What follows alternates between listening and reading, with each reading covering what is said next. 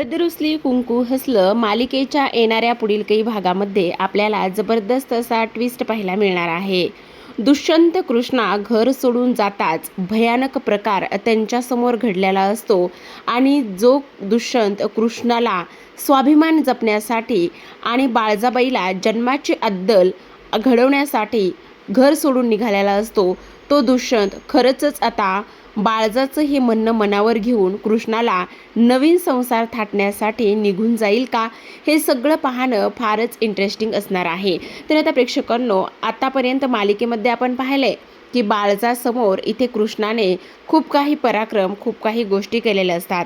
बाळजाचं सत्य तिने सर्वांसमोर आणलेलं असतं आणि ती इथे दुष्यंतला सांगत असते, माझ्याकडे खूप काही पुरावे आहेत.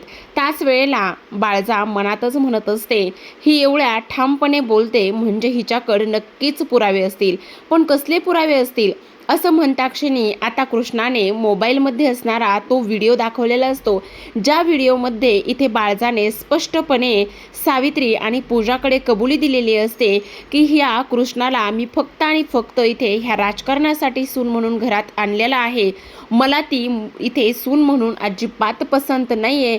एकदा का सगळा पद आणि सगळा कारभार माझ्याकडे आला तर मग मी हिला धक्के मारूनच घराच्या बाहेर काढणार आहे, असं इकडे ती बोललेली असते.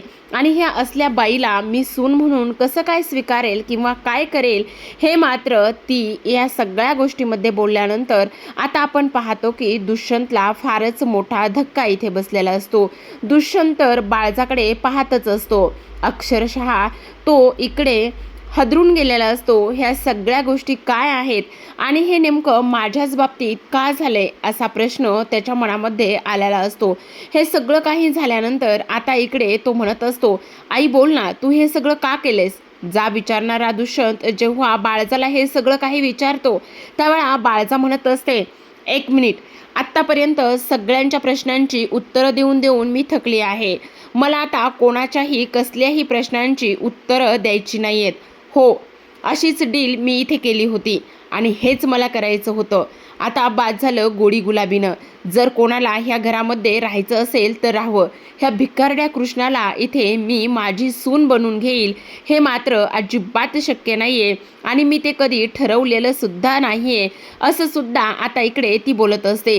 ह्या सगळ्या काही गोष्टी इथे बोलल्यानंतर मात्र जो काही आपला दुष्यंत आहे त्या दुष्यंतला आता खूपच मोठा धक्का बसतो. तो म्हणत असतो, आई तू हे काय बोलतेस आणि ह्या सगळ्या गोष्टी अशा पद्धतीने तू कशा काय बोलू शकतेस, असं सुद्धा आता इकडे तो बोलत असतो.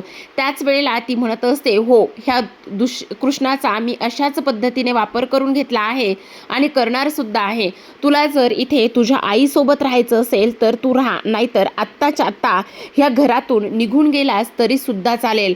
तुला ह्या कृष्णाबरोबर जिकडे जाऊन तिकडे संसार थाटायचा असेल तिकडे तू संसार थाटू शकतोस, असं सुद्धा स्पष्टपणे आता सांगण्यात आलेलं असतं.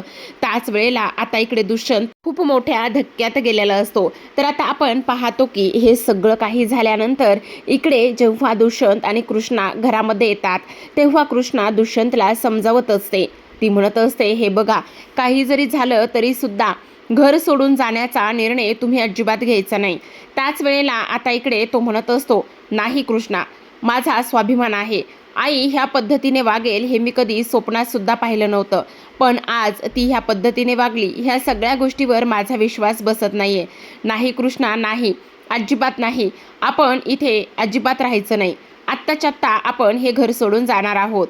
त्यावेळेला कृष्णा म्हणत असते, नाही दुष्यंत सरकार, असं करू नका. जर आपण हे घर सोडून गेलो तर इकडे बाकीच्यांचा सुद्धा विचार आपल्याला करावा लागेल ना, अशा पद्धतीने कृष्णाने समजूत घातलेली असते. आणि त्याच वेळेला ती त्याच्याकरिता चहा कॉफीसाठी खाली गेलेली असते. तेव्हा बाळजा तिला भेटते आणि म्हणत असते, काय मग कृष्णे, आता घर सोडून जाण्याचा निर्णय तू घेतलायस ना. त्याच वेळेला तिथे आढळराव येतात आणि आढळराव मात्र आल्यानंतर इकडे तिला फारच चपराक लावतात. ते म्हणजेच की बाळजाला. ते म्हणत असतात, बाळजा, जरा तरी इथे थोडा पोराचा तरी विचार करायला हवा होताच ग. अशा पद्धतीने वागतेस, जरा तरी लाज वाटत नाहीये का. अगं कसली आई आहेस तू. तेव्हा ती म्हणत असते, कोणी सांगितलं मी इथे चांगली आई आहे म्हणून. मी अजिबात चांगली आई नाहीये. काही जरी झालं तरी सुद्धा ह्या कृष्णेला मी इथे माझी सून करून घेईल हे तुम्हाला वाटलंच कसं, असं सुद्धा आता इकडे ती बोलत असते. हे सगळं काही बोलल्यानंतर आता मात्र इकडे ती ताडकन तिथून निघून जाते. ती निघून गेल्यानंतर इकडे आपण पाहतो की सगळ्यात महत्त्वाचं म्हणजे आता आढळराव जे आहे ते कृष्णाला समजावून सांगत असतात. ते म्हणत असतात, हे बघ कृष्णे, ह्या सगळ्या गोष्टींचा विचार करू नकोस, उलट तू इथे दुष्यंतला समजावून सांग. काही जरी झालं तरी त्याला म्हणावं इथून कुठेही जायचं नाहीये. काही जरी झालं तरी सुद्धा हे घर त्याचं आहे. ह्या बाळजाचं काय, ही काहीही आणि कशाही पद्धतीने सगळं काही करायला बसले, पण तिचा एवढा विचार नाही करायचा कृष्णे, असं इकडे आता आढळराव समजावून सांगत असतात. त्याच वेळेला कृष्णा म्हणत असते, कसं समजावू आबा मी त्यांना, माझं आता ते ऐकायच्या मनस्थितीत नाही आहेत. मला तर समजत नाही आहे आता मी काय करू आणि कशा पद्धतीने ह्या सगळ्या गोष्टी त्यांच्यासमोर मांडू आणि त्यांना समजून सांगू. त्याच वेळेला आता इकडे ते आढळराव म्हणत असतात, हे बघ आता तू तुझ्या बापाला सोडून जाणार आहेस का? तूच ह्या सगळ्या गोष्टी करू शकतेस.